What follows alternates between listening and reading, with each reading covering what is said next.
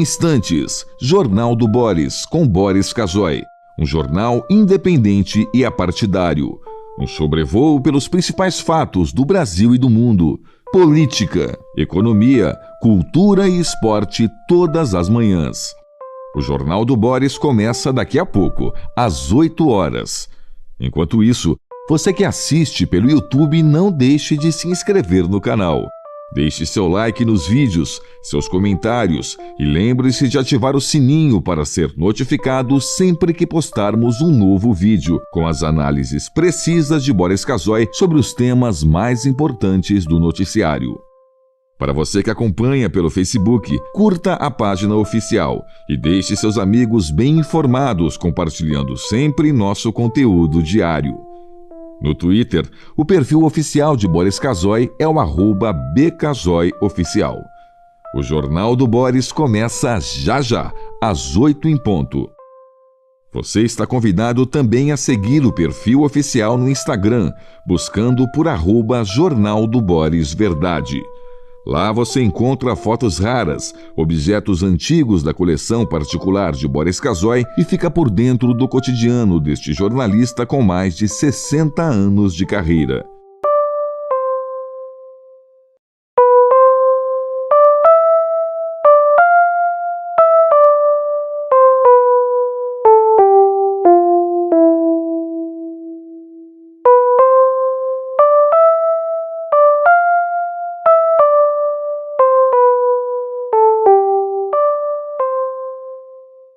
Em instantes, Jornal do Boris, com Boris Casoy. Um jornal independente e apartidário. Um sobrevoo pelos principais fatos do Brasil e do mundo. Política, economia, cultura e esporte todas as manhãs. O Jornal do Boris começa daqui a pouco, às 8 horas. Enquanto isso, você que assiste pelo YouTube, não deixe de se inscrever no canal. Deixe seu like nos vídeos, seus comentários e lembre-se de ativar o sininho para ser notificado sempre que postarmos um novo vídeo, com as análises precisas de Boris Casoy sobre os temas mais importantes do noticiário. Para você que acompanha pelo Facebook, curta a página oficial e deixe seus amigos bem informados, compartilhando sempre nosso conteúdo diário. No Twitter, o perfil oficial de Boris Casoy é o @bcasoyoficial. O Jornal do Boris começa já, às 8 em ponto. Você está convidado também a seguir o perfil oficial no Instagram, buscando por @Jornal do Boris Verdade. Lá você encontra fotos raras, objetos antigos da coleção particular de Boris Casoy e fica por dentro do cotidiano deste jornalista com mais de 60 anos de carreira.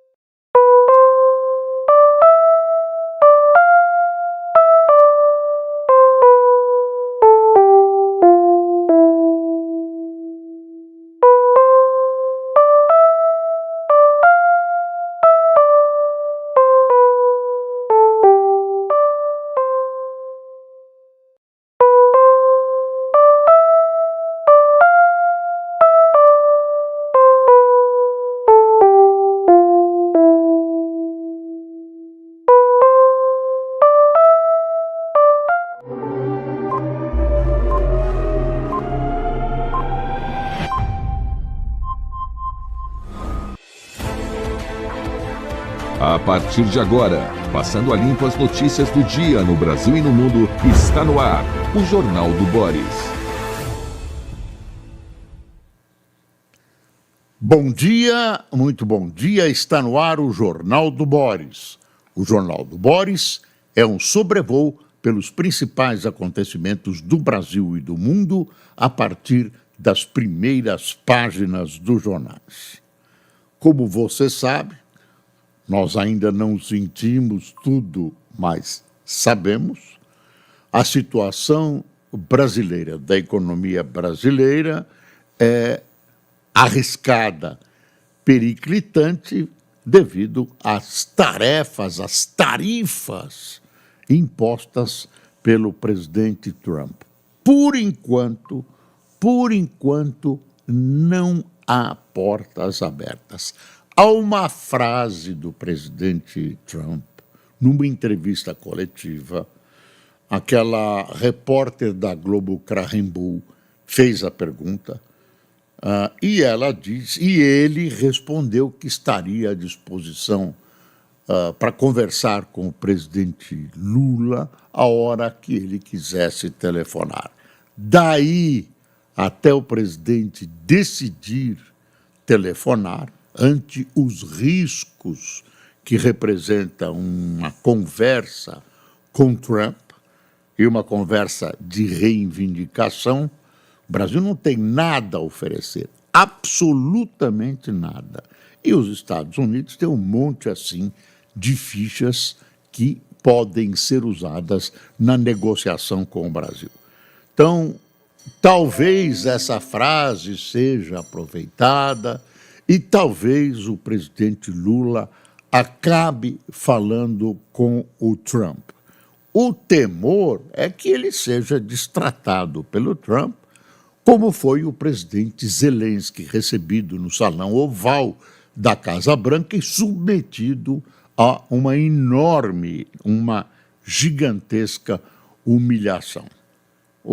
Positivamente, o presidente Trump não é um homem educado em colégio de freiras francesas. Bom, vamos às manchetes dos jornais de hoje. Eu vou começar com a Folha. 61% rejeitam candidato que vá perdoar Bolsonaro, diz Datafolha. 61% da população dos eleitores dizem não àqueles candidatos de 2026, para a eleição de 2026, que se manifestarem a favor da anistia a Bolsonaro. Aliás, ontem houve em todo o país, e especialmente em São Paulo, uma manifestação a favor de Bolsonaro e contra o Xandão Moraes. Está aqui, na primeira página do Globo, né? Estados Unidos indicam que taxa é definitiva e Lula afirma ter limite de briga. Porque os Estados Unidos é grande, blá, blá. Olha, taxa é definitiva enquanto sobreviver. Nada é definitivo no mundo, inclusive a taxa americana. Se precisar, se houver conveniência, né, não pensa que é bondade ou maldade, é conveniência. Então o Trump recuará. Aí continua na linha fina. A negociação está emperrada há 2 dias da vigência da alíquota de 50% a importações do Brasil. O governo corre com pacote de ajuda. O pacote de ajuda é o pacote que o governo pode dar. O prejuízo é grande. A situação, por exemplo, dos trabalhadores das áreas afetadas é grande, é ruim essa situação, o prejuízo é grande, pode custar o próprio emprego e o governo corre para fazer o que pode. Agora, tem limites, o Tesouro tem limites. Não sei se o presidente Lula tem certeza disso, mas tem limites e muitas vezes esses limites não aparecem no presente, mas vão se refletir gravemente no futuro. Deixa eu ver. Capitais têm atos por anistia contra Moraes. Com a ausência de presidenciáveis, como Tarcísio de Freitas, e culto a Trump, atos nas principais capitais pediram anistia para Bolsonaro, que participou de alguns por videochamada, e a queda do ministro do STF, Alexandre de Moraes. Aí a Avenida Paulista recebeu 376 mil pessoas. Não me parece, parece muito mais. Dá uma espiada, eu não sei essa conta, enfim, a impressão que eu tenho é que a conta fica dependendo dos interesses de quem registra o número, mas tem um número significativo de pessoas aí na Paulista. Aí, Fernando, mostra aqui no computador, ó, dá para ver melhor, tá vendo? Paulista, para mim, havia mais gente. E essa coisa de que bolsonarismo vai abandonando verde e amarelo, não é verdade. Está aí, ó. Tá aí. O governador de São Paulo não foi. Por coincidência, ele marcou exatamente a data de ontem para uma cirurgia. Está fazendo uma cirurgia, dizem que é simples, mas é uma cirurgia. E isso o afastou. O presidente Bolsonaro está cumprindo as decisões do Xandão, não pode sair,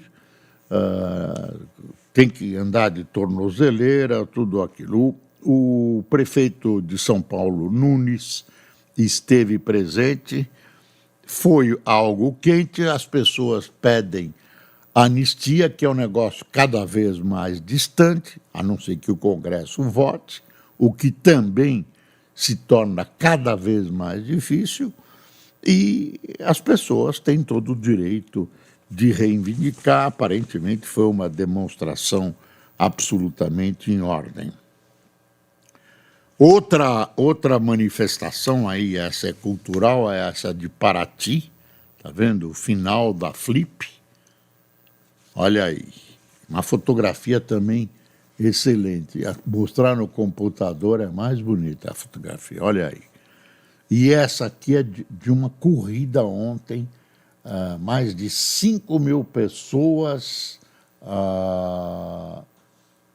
encararam o desafio da ponte, que voltou à vida, que liga o Rio e Niterói após 12 anos a via, não é a vida, a via Rio a Niterói após 12 anos de interrupção da corrida de 21 quilômetros. Olha que foto linda da Rio-Niterói, que é uma ponte muito bonita. Olha Paraty, a queridíssima Paraty. Lotação máxima e popstars em Paraty. A 23ª Festa Literária de Paraty, a Flip, terminou ontem com um público 10% maior. Alto o quê? Engajamento, estranho, olha aqui, em mesas sobre racismo, Palestina e meio ambiente e novas celebridades literárias, como a espanhola Rosa Monteiro e a brasileira Alice Muniz, que brincou estar em situação de Madonna. Eu chamo a atenção de novo para a foto lindíssima, lindíssima, de Paraty, que, aliás, é uma fotografia, é uma imagem lindíssima por si só, uma fotografia bem retocada e tudo, aparece linda. Está aqui a manifestação, na primeira página da Folha também, né? Deixa eu ver. Está aqui, ó, tem uma coisa de domingo. Governo Lula vê brecha em efeito Trump para minar discurso da direita. Além da defesa da soberania nacional e do patriotismo, haverá abertura para abraçar o figurino antissistema. Bolsonarismo foca pressão para o Congresso. O Estadão conta uma coisa interessante na foto aqui no alto. Esse prédio aqui em Fortaleza, um prédio que é marca da cidade, vai ser derrubado para a construção de um edifício de 50 andares em Fortaleza, perto da praia. Deixa eu ver aqui. Seara Praia, tradicional hotel de 75 metros de altura em Fortaleza, será derrubado para dar lugar a arranha-céu residencial de 50 andares. Será a maior demolição de um prédio em altura já feita no Brasil. Como o local é densamente habitado, não haverá implosão, ainda bem. Olha, tem uma denúncia aqui no Estadão da maior gravidade. Está aqui, ó.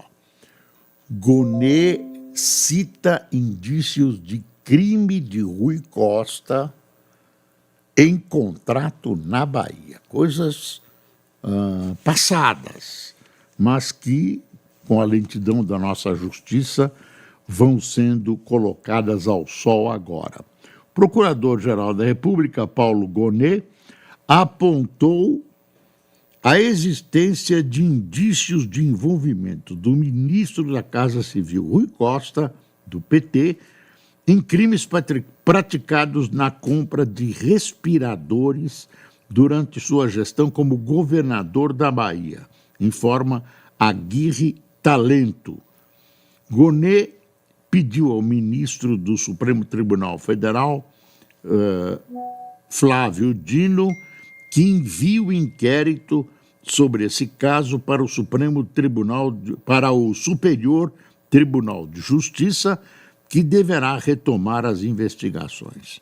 Em sua primeira manifestação no inquérito, Gonê relatou que o ex-governador, aí, entre aspas, assinou contrato com previsão de pagamento antecipado integral e sem garantias ao ente público.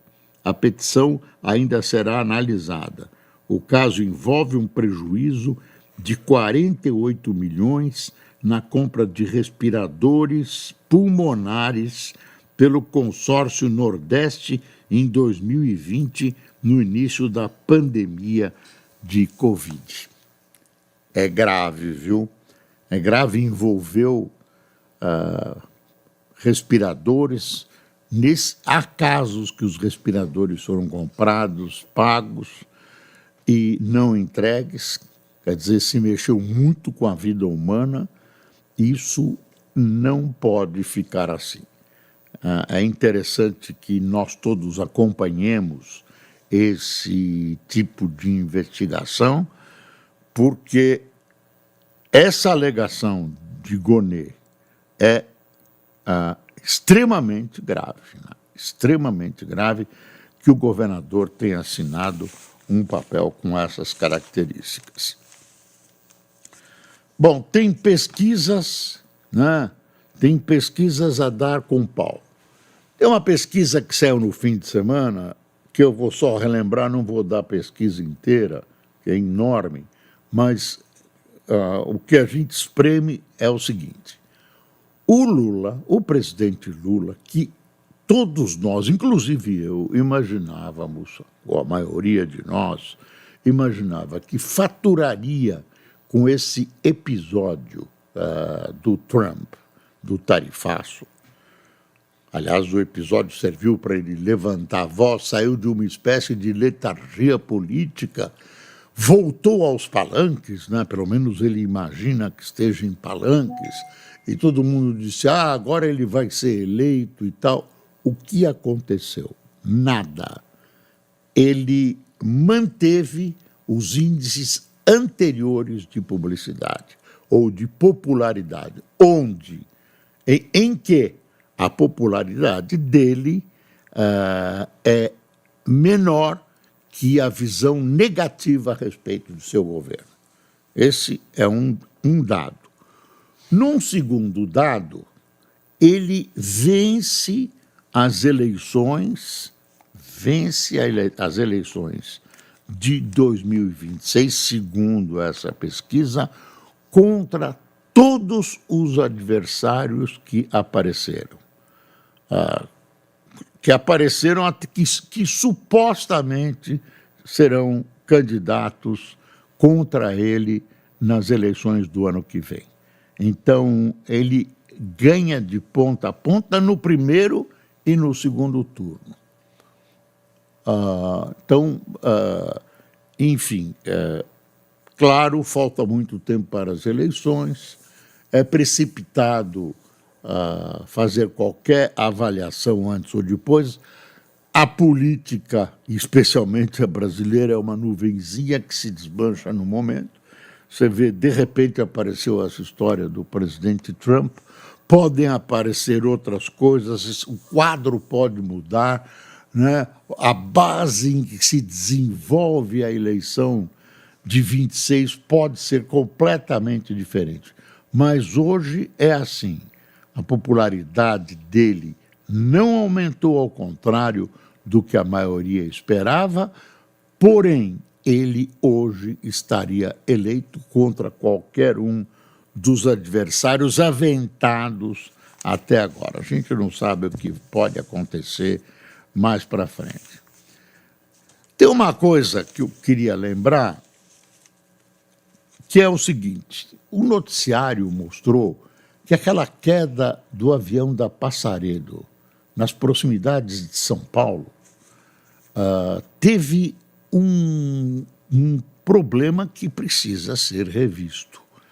O avião já tinha apresentado problemas, dizem que, esqueci o nome, pitot, que é o medidor de gelo, e uma falha nesse equipamento teria prejudicado o avião e o levado à queda.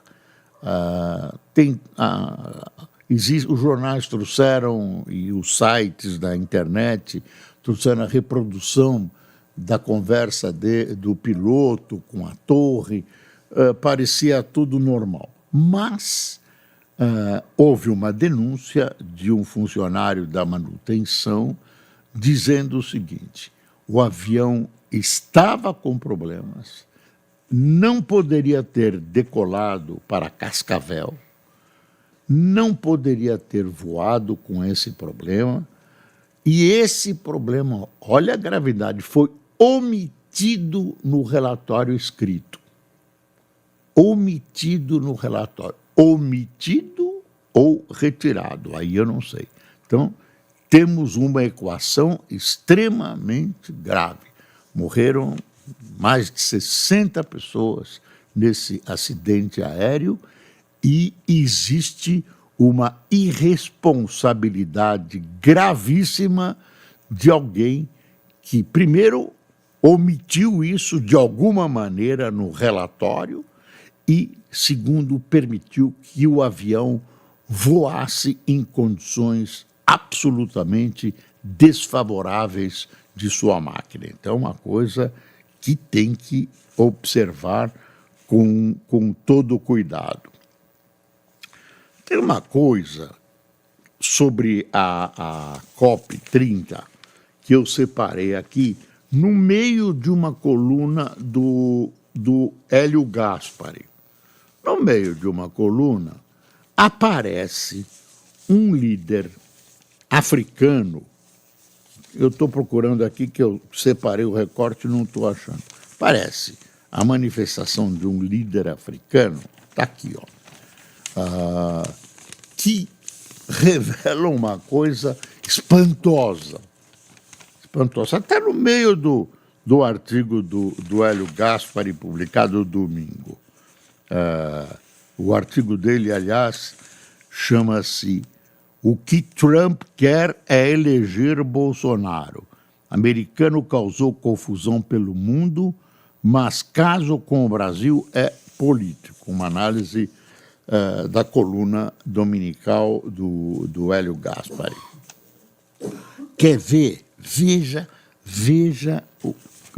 que história, aonde chegamos. Você sabe que tem problemas de hospedagem em Belém para a COP, que é em novembro, que os países já se manifestaram, vários, 25, 30 países, pedindo para mudar o local, né? a verdade verdadeira é a seguinte: Belém não podia ser escolhida. Ela está lá, na boca da Amazônia, tudo, mas não podia ter sido escolhida para sede de uma conferência tão importante, porque mesmo com todas as obras que estão sendo realizadas e tal, ela não tem infraestrutura suficiente. Na questão da infraestrutura, se encontram quartos de hotéis e que as pessoas, então, as delegações estão reclamando. Quando o quarto de hotel é encontrado, o preço é abusivo, né? Extremamente abusivo. Então, tem gente ainda querendo mudar. Eu não duvido que mude, não, mas a direção disse, não muda. Agora, vê essa notinha aqui. Aí esse representante africano chama Muyung.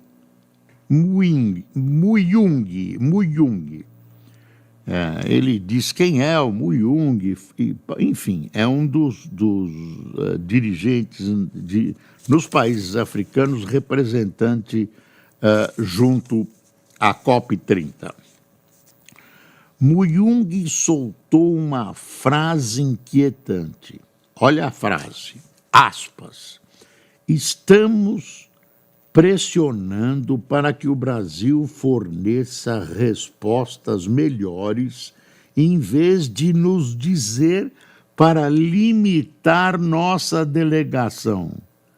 Quem sugeriu aos africanos, pergunta o Hélio Gaspari, limitar as suas delegações? Quer dizer, Belém não consegue, os organizadores da COP, eu não sei quem foi, é alguém que está envolvido na organização da COP30, disse para esse representante africano, ou para as delegações, que reduzissem o número de participantes da conferência, porque assim poderiam utilizar tranquilamente a infraestrutura existente, especialmente de hotéis. Você acredita? Quer dizer, uma estultice chegar na organização de uma conferência tão importante e virar para a delegação e dizer, olha, realmente temos problemas. Em vez de resolver o problema, manda diminuir o número de participantes por país. Isso é uma vergonha. Isso é uma vergonha. É interessante que se descubra quem foi essa pessoa muito inteligente que fez essa proposta. A próxima proposta, eu estou imaginando, vai ser cama beliche. Assim, você faz beliche de 3 andares, aí cabe todo mundo. Que bobagem, né? Você vai ver que vai aparecer. E aí alguém vai dizer, não, beliche não pode. Como? Aí a resposta vai ser, bom, a beliche agora é moda. É moda.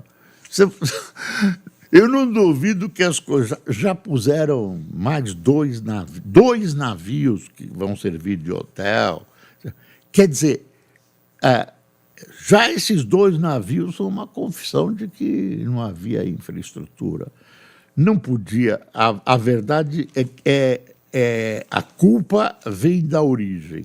Não podia haver COP30 em Belém do Pará.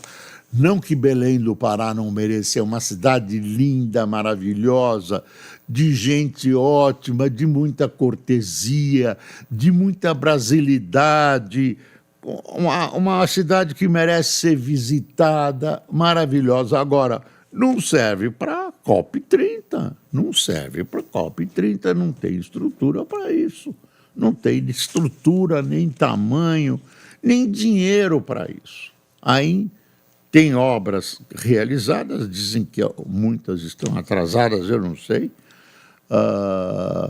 e que talvez não fiquem prontas como não ficaram na Copa do Mundo, lembra? Tem coisa da Copa do Mundo prometida que não foi entregue até hoje. Muitas foram entregues e com o sobrepreço eu não vi ninguém punido. Eu não vi ninguém punido. Olha, tem uma coisa também no jornal, no Estadão de domingo, aqui, ó. Tarifaço ameaça a sobrevivência de pequenas e médias empresas. É evidente que isso vai acontecer.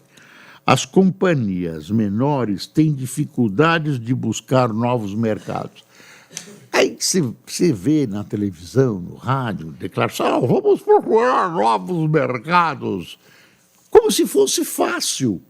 Vamos procurar, achei o novo mercado. Não tem conversa, que novo mercado? Você acha que é fácil novo mercado? É dificílimo você abrir novas fronteiras de venda. Uma novidade, coincidiu com o anúncio do tarifaço, o anúncio pela China de um acordo com o Brasil que incrementa a venda de café. Mas a China consome pouquíssimo café, o negócio lá é chá. E é dos países consome pouquíssimo, mas tem um potencial enorme. E se acertou com o Brasil, não tem nada a ver com o tarifaço, aconteceu por coincidência. Agora, pequenas e médias empresas vão naufragar algumas mesmo, o governo vai ajudar no que pode, né? E aí tem uma outra história de banditismo, assim, ó. Cerco ao PCC no Moinho minou a Cracolândia. Ministério Público aponta que combate ao crime organizado e remoção de famílias da favela enfraqueceram a ação do tráfico. E teve gente que foi fazer manifestação para manter esse pessoal da favela no mesmo local, não mexer com a favela do Moinho e tal. Deixa eu ver o textinho aqui. A comunidade na região central de São Paulo, era o ponto prioritário de armazenamento e distribuição de drogas para a Cracolândia e outros pontos da cidade, informa Gonçalo Júnior. Moradores que estão realocados pelo governo do estado relatam que eram vítimas de extorsão e coação por traficantes. Agora, por que demorou tanto? Se as pessoas lá sabiam, se as pessoas lá eram vítimas desses traficantes, por que demorou tanto? Por que demorou tanto? Não entendo. Quer dizer, imagino, mas não entendo. Isso não funciona com 10 pessoas, isso é uma coisa gigantesca, organizada. De vez em quando eu pego, tem contador, advogado e outras cositas, mas que é conveniente não dizer. E está no fim. Cresce internação em manicômios judiciários em São Paulo. O Estado de São Paulo registrou alta no número de internações em manicômios judiciários, indo na contramão do resto do país. Bom, é uma loucura. Morar em São Paulo é uma loucura. E tem uma coisa aqui que vale a pena ler, que é conflito na Folha. Conflito de mais de 60 anos oprime e muda a vida de indígenas na Colômbia. Você pensa que tudo é paz na Colômbia?